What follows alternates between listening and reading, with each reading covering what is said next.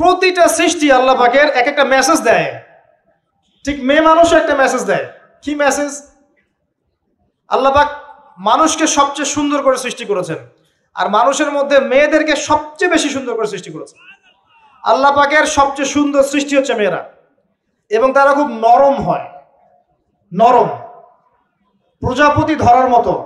প্রজাপতিকে ধাপ করে ধরতে পারবেন না আপনি, শক্ত করে ধরতে গেলে প্রজাপতি নষ্ট হয়ে যাবে, মরে যাবে। প্রজাপতিকে কোমল ভাবে ধরতে হবে। ঠিক মেয়েদের সামনেও আপনার কোমল থাকতে হবে। বেশি হার্ড হতে যাবেন, শেষ।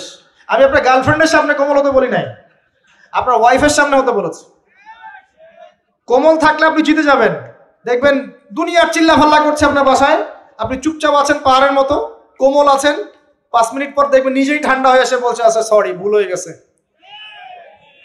আর যদি আপনি চিল্লা ফাল্লার কাউন্টার দিতে যান, তাহলে দেখবেন সুটকেস গোছানো শেষ, বাবার বাড়ি চলে গেছে। ডিল করা খুব ডিফিকাল্ট। এখানে আপনাকে খুবই সবরের পরিচয় দিতে হবে। আল্লাহ পাক বোঝার তৌফিক দান করুন। আর আমরা মা বোনদেরকে রিকোয়েস্ট করব, 4টা মূলনীতি মেনে কাপড় চোপড় পরবেন। আপনার কাপড়টা এমন হবে না যেই কাপড়টা পরলেও অঙ্গ প্রত্যঙ্গ দেখা যায়, বোঝা যায়, এমন হবে না।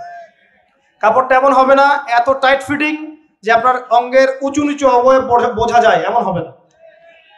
কাপড়টা এমন হবে না যেটা অমুসলিমদের পোশাক, আর কাপড়টা এমন হবে না যেটা পুরুষদের পোশাক। এই মূলনীতিগুলো মেনটেন করে কাপড় পরবেন ইনশাআল্লাহ। এছাড়াও মেয়েদের কথায় পর্দা আছে, চলনে পর্দা আছে, ওঠা বসায় পর্দা আছে। নামাজ পড়ার সময় তাদেরকে কিছুটা শালীনভাবে নামাজ পড়তে হয়। তাদের চোখের দৃষ্টির মধ্যে পর্দা আছে।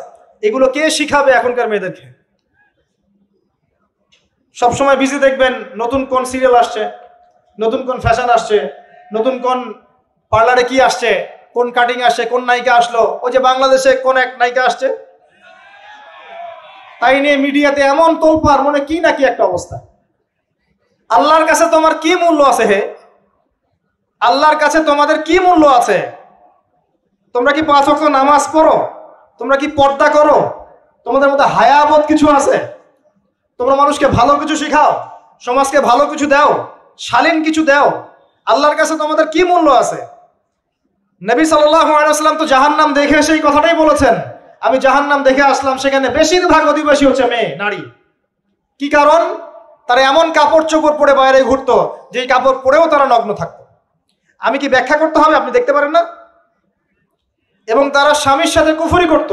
সারা জীবন স্বামী যদি তাদের ভরণ পোষণ দেয়, ভালোবাসে, মহব্বত করে, তাদের জন্য জীবনটা ক্ষয় করে ফেলে, এক পর্যায়ে গিয়ে বলবে সারাটা জীবন তোমার কাছে কিছুই পাইলাম না। বাস্তব। এগুলোর কারণে মেয়েরা বেশি বেশি জাহান্নামে যাবে। এবং তারা মানুষ মারা গেলে মাতম করে, বুক পিঠ চাপড়ায়, এই কারণে যাবে। এবং তর্ক লাগলে অভিশাপ দেয় বেশি, এই কারণে যাবে। আল্লাহ পাক আমাদের মা বোনদেরকে হেফাজত করুন। তবে একটা হাদিস আছে সুসংবাদের। নবী সাল্লাল্লাহু আলাইহি ওয়াসাল্লাম বলেছেন, একজন নারী যদি 4টা কাজ করতে পারেন, জান্নাতের যে কোনো দরজা দিয়ে